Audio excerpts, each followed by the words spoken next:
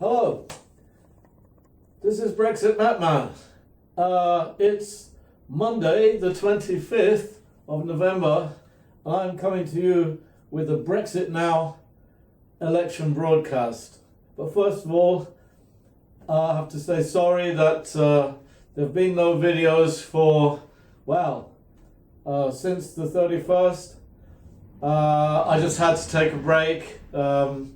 6 months of continuous campaigning of one sort or another.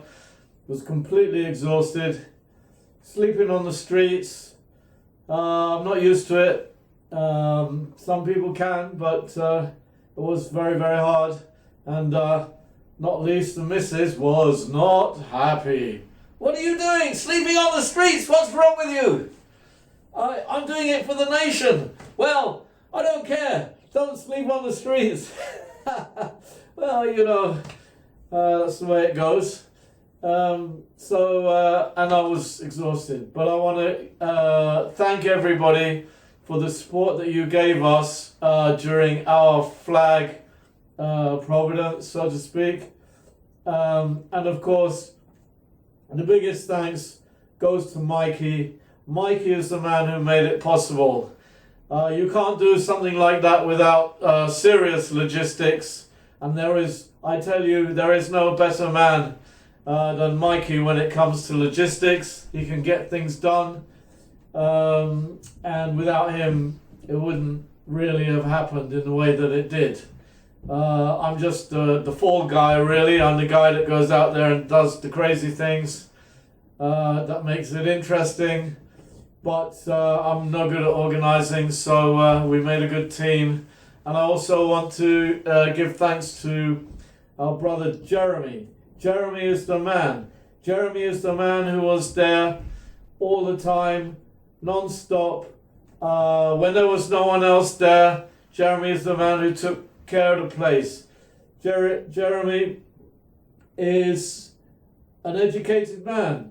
He travelled the world, particularly in Asia.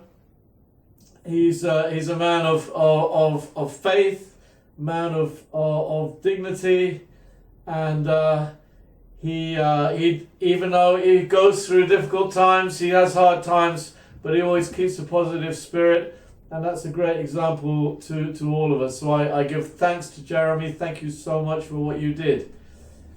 So now, where are we? It's election time. All the dice have been rolled.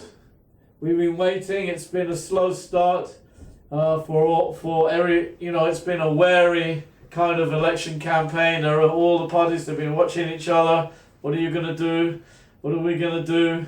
Roll the dice. So the dice has been rolled. Everything is there, out plain to see for everyone. So that's why I brought you the Brexit Now perspective on this election. Well, I have to say that, in fact, this is the Brexit election. And do not let them fool you. Oh, yes, it's about the NHS. Oh, yes, it's about social care. Bullshit. It is not about those things. It is about Brexit and how the cards are going to fall come the morning or the whatever on the 13th when the results come in. How long it takes, I don't know. How the cards fall will determine the course of Brexit. And if you are a Brexit supporter, you must think deeply and carefully about what you're doing. At the end of the day, you have to vote for Brexit because we have not got there yet. We are not there yet. And the enemies of Brexit, those who want to stop Brexit, are still out there. They are still fighting for their cause. And that means that we have to keep fighting for our cause. We cannot have the thing where, it's Brexit Day on the 31st, or it's Brexit Day at this date or that date, and then it'll all be over, and we can all go home and relax and everything will be happy. No, it's not going to be like that. We are in a war. We're in a cultural war. We're in a fight for the soul of our nation, and that is not going to stop. And I will share. So I've got two things that I want to share with you today, which I read and which are very, very important. So this comes from the internet, but I decided to print it out, and this get the old glasses. Just wait a minute. I'll come back with glasses.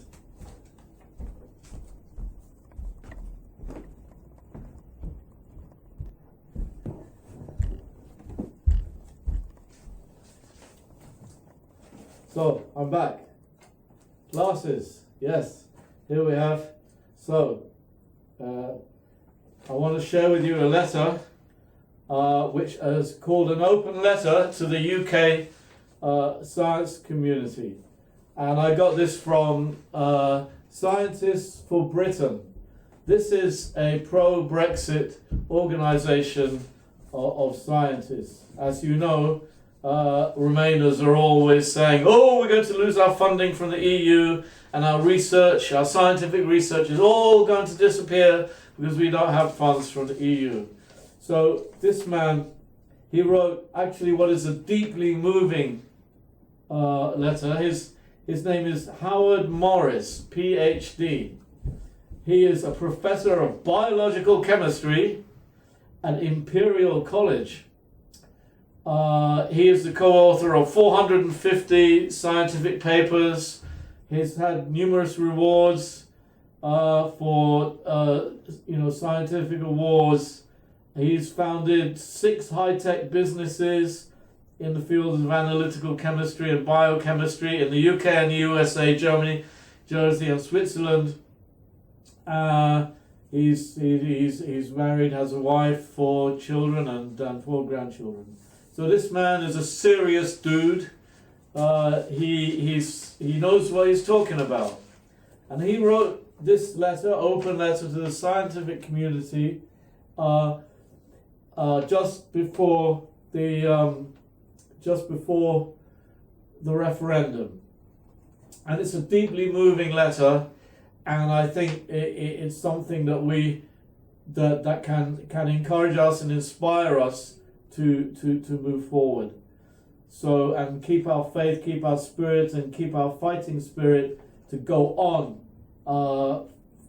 onwards. So, fellow scientists, the forthcoming referendum is a once-in-a-lifetime opportunity for the British electorate to decide on our future relationship with the rest of Europe. I believe that as the scientists, we should help to inform the debate in a responsible manner, using the available facts and logic, and then reach our honest conclusions, whether remain or leave, without fear or favour. In doing so, we should recognise our strengths and not talk ourselves down. There will be plenty of others willing to do that, as we've seen already. One fact is that the EU, by recycling our own money that we contribute in the form of grants, funds just 3% of UK research and development. Furthermore, our electorate need to know that Britain is a powerhouse, not just of European science, but of global science, and has 5 of its universities in the world's top 20. 5 of our universities in the world top 20, whereas the rest of EU has none in that group. Isn't that an amazing fact? Naturally, therefore, Britain is a magnet for training European scientists and also those from other parts of the world. Scientific research is and always has been an international endeavour, and the development of valuable collaborations, the exchange of ideas and culture between UK and European scientists will continue when we leave the EU, just as they did for hundreds of years before we joined.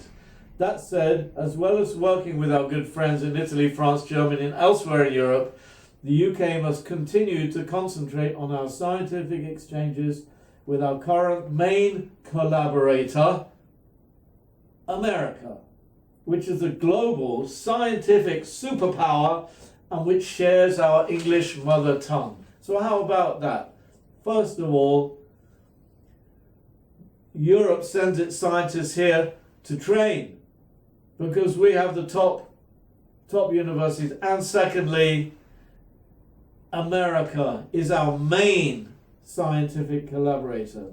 On leaving the EU, you see the media will not tell you that. It's as if our relationship with America doesn't exist because the media hates America because they're leftists. They hate America. So, on leaving the EU, there will be more than enough funding available from the hundreds of millions of pounds we send to Europe every week to increase the UK science budget, and it is up to us as British scientists to explain to our government why science deserves a portion of that money, paid directly rather than granted back with an EU label based on the decision of others. I believe that from the science viewpoint there is nothing to fear from a vote to leave the EU, and there may well be considerable benefits from concentrating for once on British interests. I have dedicated my whole life as a research scientist to the pursuit of new knowledge and discovery, but young people in particular need to understand that there is something much more important than that is at stake in the coming vote, much more important than science, than politics, than trade, which I incidentally believe will expand greatly when we're outside the EU, much more important than immigration or the economy, and that is freedom. The new generation seem to think that they have more freedom now under the EU, but that is a sad illusion which could so easily be taken away from them. If they doubt that, then think back a couple of months to the sight of Mr. Cameron, the Prime Minister of Great Britain, having to scurry over to his masters in Brussels to beg for the return of a few minor powers prior to the Brexit vote, and being largely rejected in the process. For many, this was a moment of mirth. For others, great sadness. For some of the older generation, I suspect it sent a shiver down their spines. They will have recognized from those few moments of TV footage just how much of our freedom our venal politicians have already given away, freedoms fought for hard and long, and often to the death by my father's generation. Watching another TV program the other night, which was seeking the views of the younger generation, we saw students talking about the benefits of free travel across Europe, and some said they might like to get a job in Europe when they finish their studies. I am a great lover of Europe, and I'm married to a wonderful Italian lady, also a scientist. We have several well-educated Italian nieces and nephews with degrees, some in science, searching desperately for jobs, most without success, and we can tell those British students there are virtually no jobs for them in Europe. The program did, however, make me think back to when I was their age, just 20, and long before the EU, travelling freely through Europe on a British passport. I had a wonderful month's holiday in Greece, sleeping freely on the beaches. This dude was a traveller. And I ended up travelling back deck class on a ship from the islands back to Athens, ready to begin a long hitchhike home. After buying the boat ticket, I was down to my last 2 shillings. You remember those shillings? Some of you will, some of you won't. And 6 pence. 12 shillings and 6 pence is all he had in his pocket. And he was in the middle of Europe. Oh my God. About 12 pence in today's money. But I was young and strong and not at all concerned about how I would survive the unknown journey through many different countries, some of them run by communist regimes.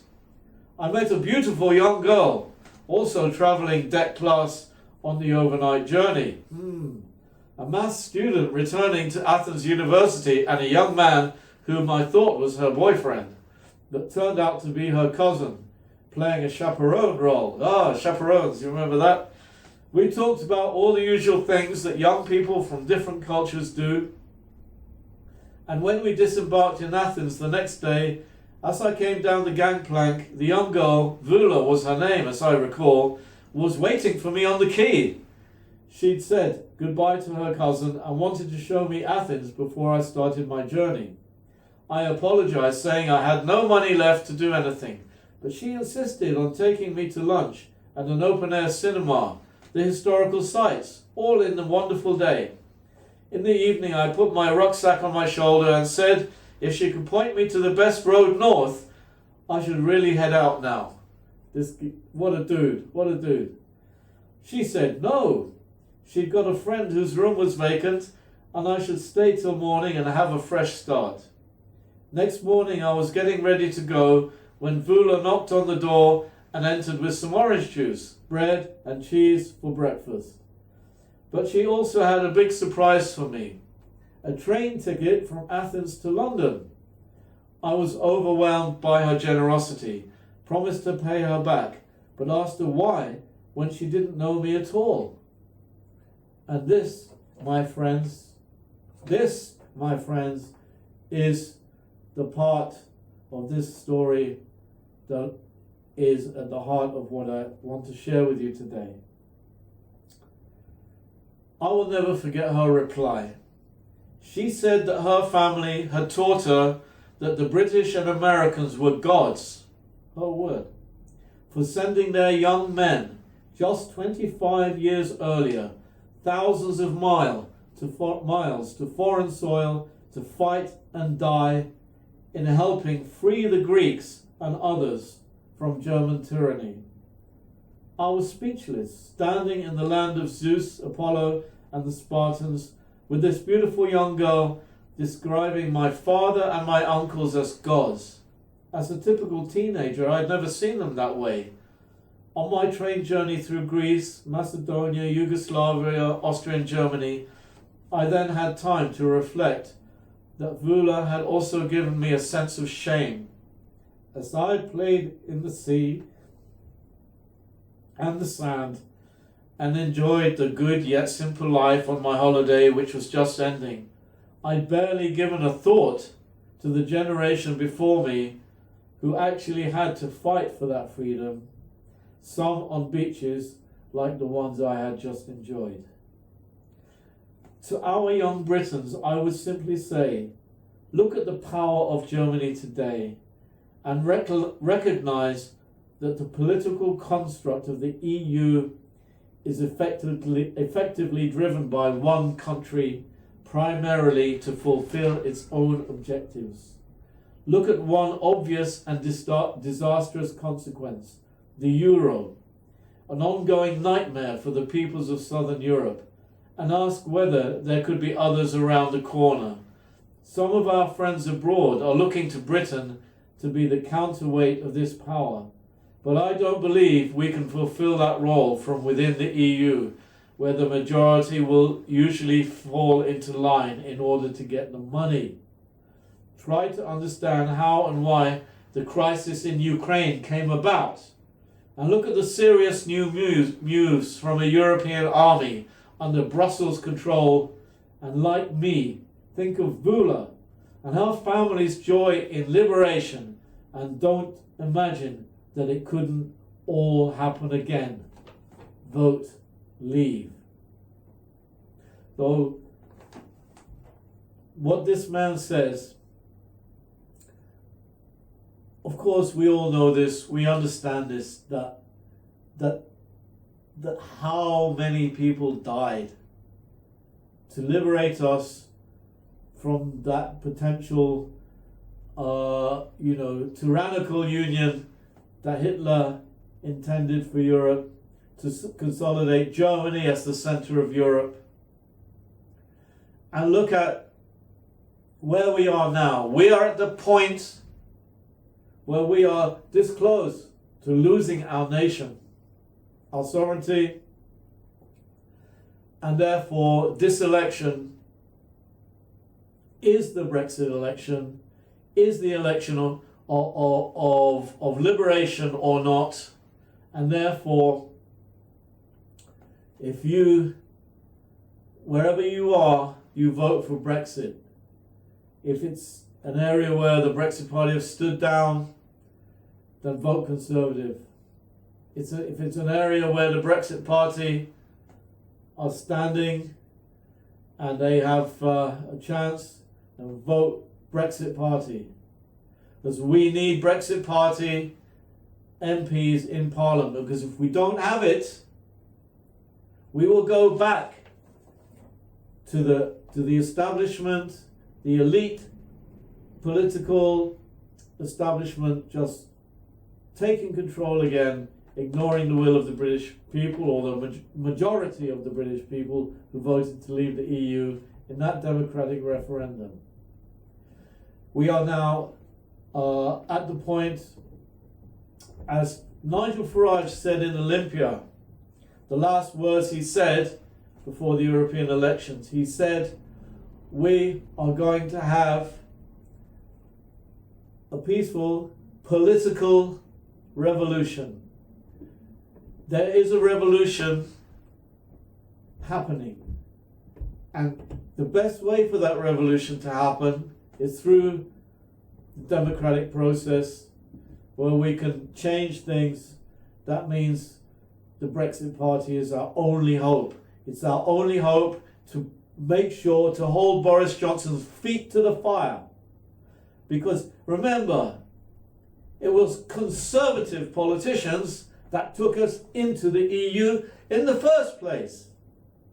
Conservatives are not basically against the EU. There are a few, the group, you know, the ERG. Boris, he'll go anywhere, anyway, just to be the Prime Minister of this nation. His concern is just that, and the Conservative Party. That's it. That's what he thinks. That's what he believes in. So he's taking us more or less in the right direction, but Nigel Farage and the Brexit Party are absolutely essential. And if we do this, we can begin. It's not just Brexit. We have to have a cultural change in our nation in every respect. And the Brexit Party's contract with the people is exactly that. It is the political revolution. It's the change of our establishment, which is why they hate Nigel Farage.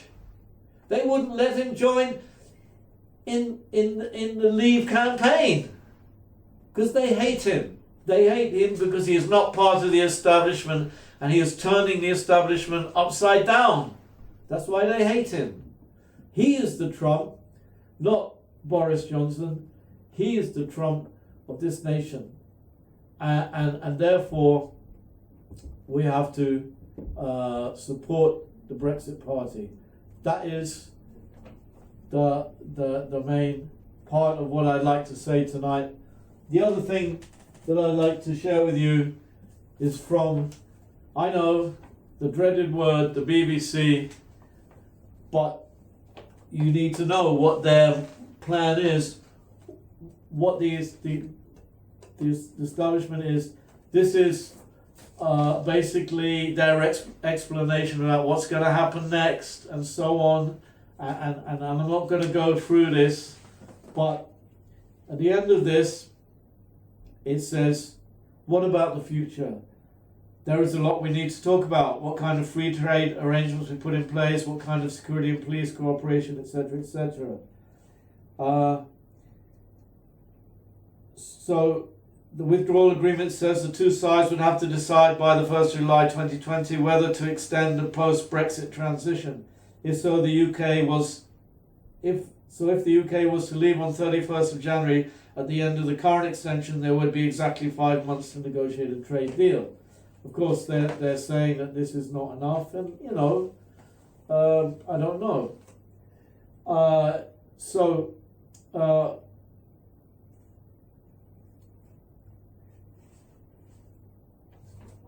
And then talks about a lot of things, but then it says, what about healing the divisions? Talking of harmony, part of the government's Get Brexit Done argument is that it would heal the divisions in society that have emerged since the Brexit referendum. But many people are opposed to the government's proposed Brexit deal.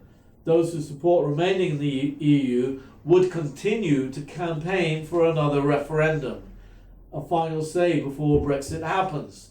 And if they were to fail, they could transform their campaign into a movement to try to rejoin. You see, this is what is going to happen. There is no end. There is no cut point where we say, hey, it's all over now. Let's go home. Let's put our banners, our flags away, and that's it. No. And this is a fight. This is a war. It's a cultural war because we need to change our nation in so many ways. Brexit is just a point that gives us the courage, the sense of power that we need. We have to, the postmodernism, the cultural Marxism, whatever you want to call it, is destroying our nation from the root.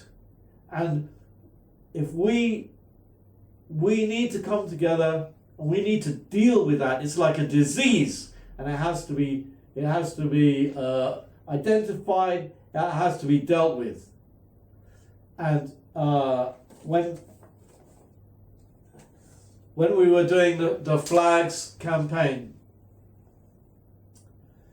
in the beginning, you know that at College Green, where the EU people were flying all their flags. So at that time, when I came there, that area was dominated by the Steve Bray and his band of bandits, EU bandits. In fact, there is a group called the EU Bandits, I think, and the Brexiteers usually stayed up by Carriage Gate and didn't go down there because you know, well, that's their area and this is our area. But I decided no. They've got the cameras, and this is a psychological war. This is a war with eyes. This is a visual war. This is a war for to capture the minds and hearts of the nation, to try and persuade them through the visual flags that you know, the EU is the norm, and the Brexit, you know, Brexit is a dead idea.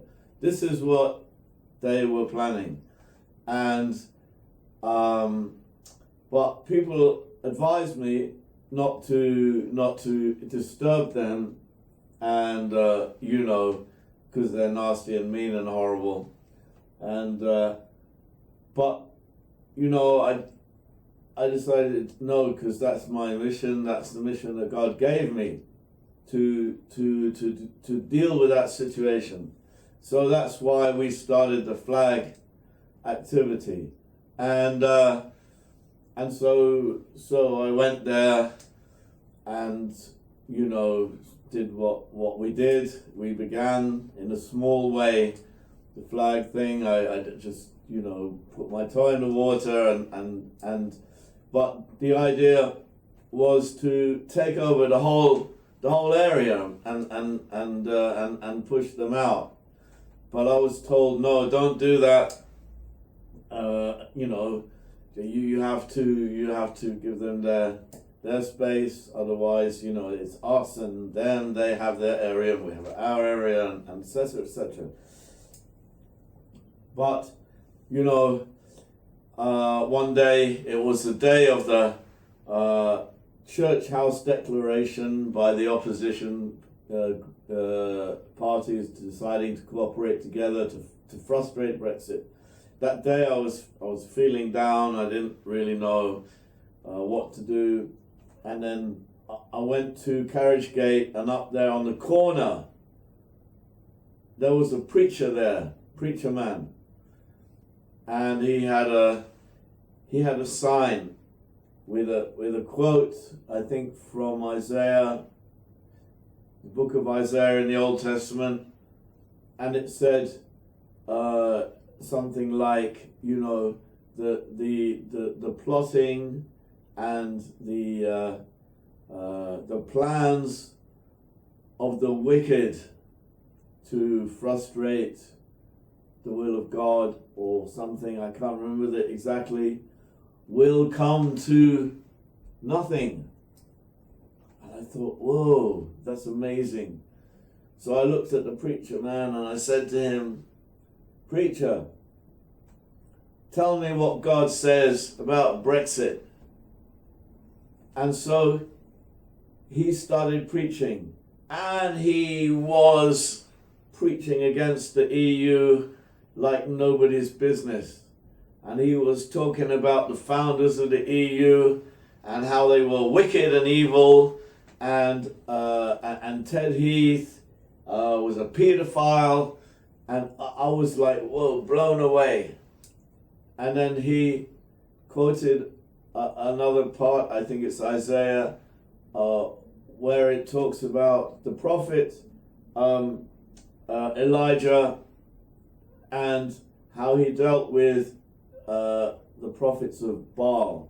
The Baal was the god that some of the Canaanites worshipped.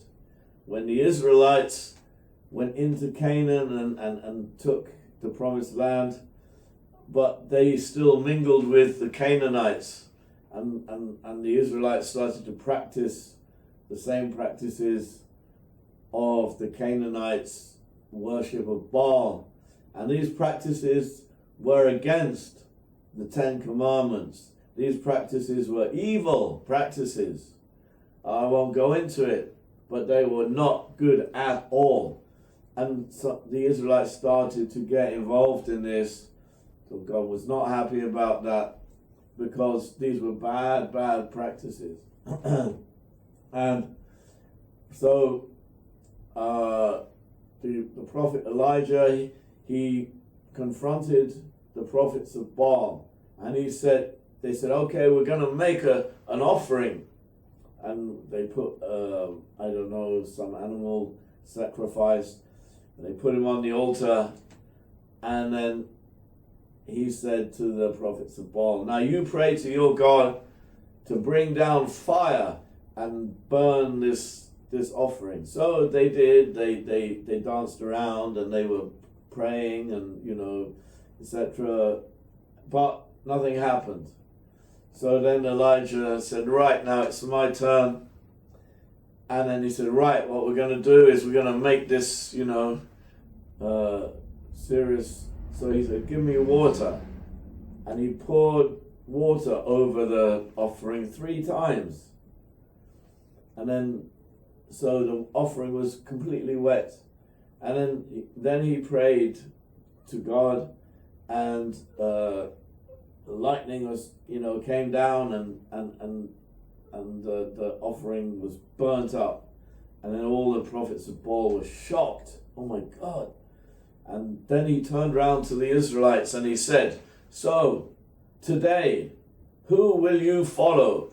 Will you follow God, the Lord, Yahweh, or will you follow Baal?" And they said, "Well, yeah, they're going to say it, sure, we're going to follow God."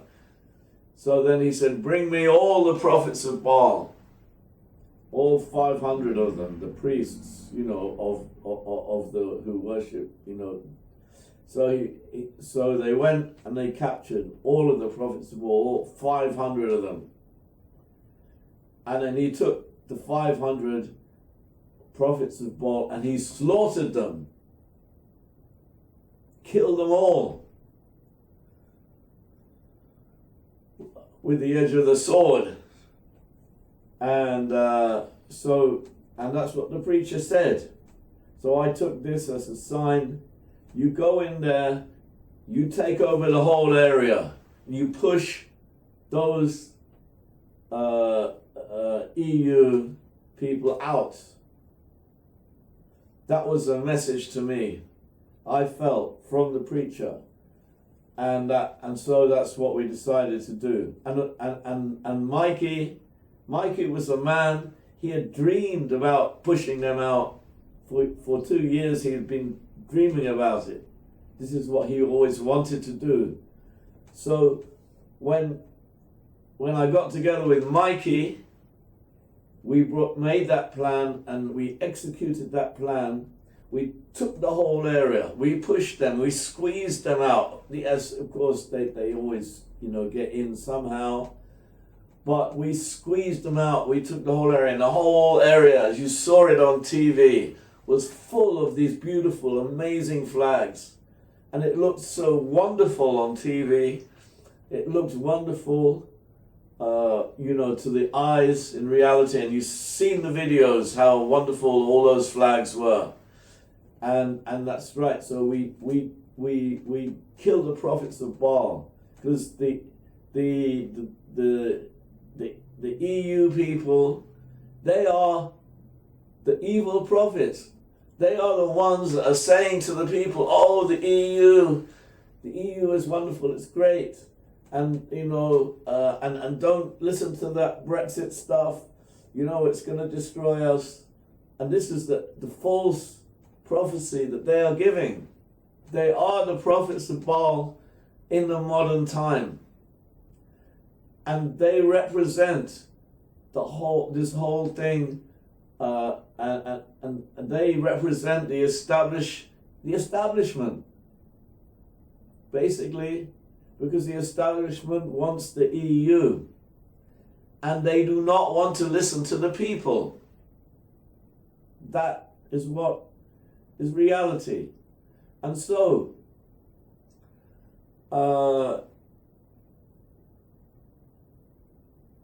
our country is in the grip of the postmodern, they call it the philosophers call it postmodernism. That is the thing with the philosophy which the educators, the schools, and all the public services and so on are running on this philosophy, or you can call it cultural Marxism if you want, because that's fundamentally what it is. It's not Marxism exactly, but postmodernism is a kind of extension or the new Marxism, or post-Marxism they call it, and so this is what has infected into our education system, in the schools, in the universities, and then going into the people who run the country, who are the establishment. And these are the prophets of Baal. And so our mission now is to destroy that whole thing, and we have to replace it. We have to replace it with a simple philosophy of life, and the Ten Commandments, what God taught, because we are a Christian nation, and our nation is full of evil. Our nation is full of sin. Our nation is corrupted from the root, and the crime, every day you hear about the crime. We are drug-ridden. Our families are destroyed. The whole concept of the family is being destroyed, and the family is the basis of any society. And so we have to come back to understand that reality. And so this is our mission.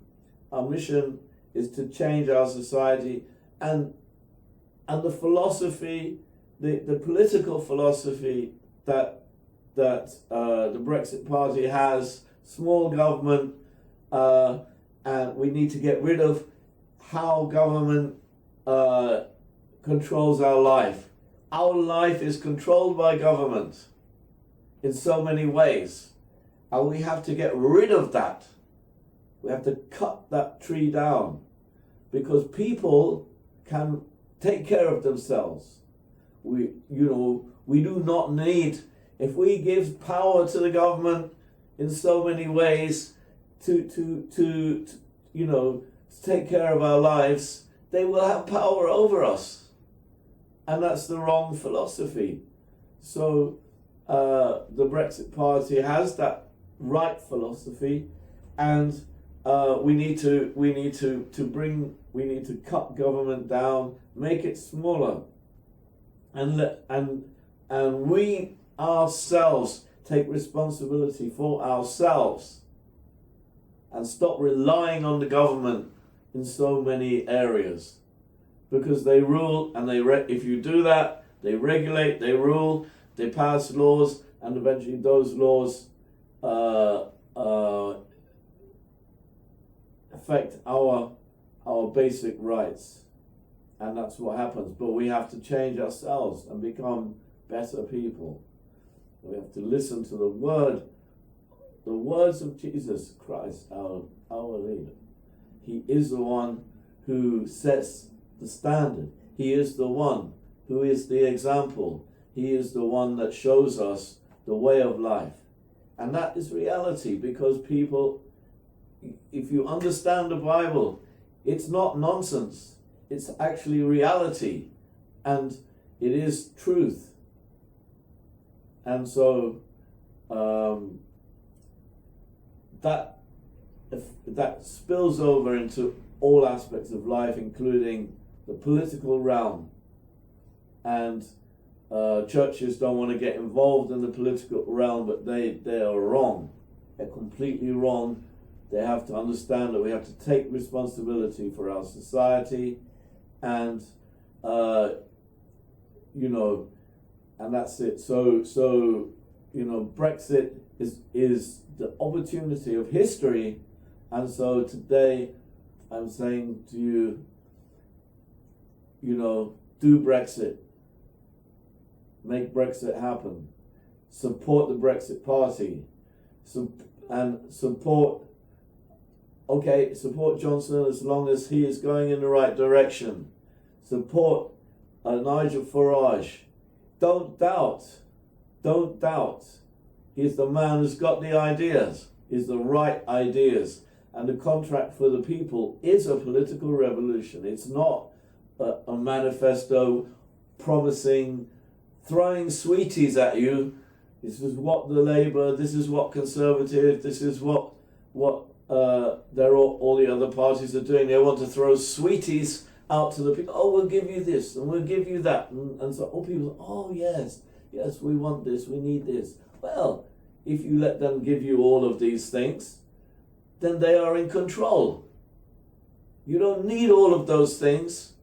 We need to get up and build our society in every area ourselves. And so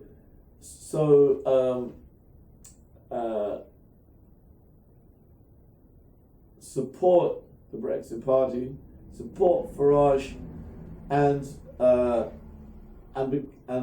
let's change ourselves, our society, and let's do Brexit. Let's push for Brexit, the right kind of Brexit. Let's push it. Let's never stop pushing. Let's keep going and make Brexit happen in the right way. We need a relationship with America. Donald Trump is the man. He is the man. And he'll be here soon. We're going to welcome Donald Trump. We're going to welcome Donald Trump. We're organizing it. We're arranging it right now. We're not going to allow all those nasties to get away with anti-Trump demonstration, which they are organizing, and let the world think that Britain hates Trump. There are many, many, many Britons who like Trump, who welcome his coming to our nation, and we will welcome him. We're organizing now. So, if you want to know about it, email me, brexitmatman@gmail.com. If you want to know, because you want to help, you want to support, you want to come and welcome Trump. So this is my message today. This is the Brexit Now election broadcast. So thank you so much for listening. If you've managed to listen this far, you haven't fallen asleep or gone to another video. Thank you so much. This is Brexit Man, over and out.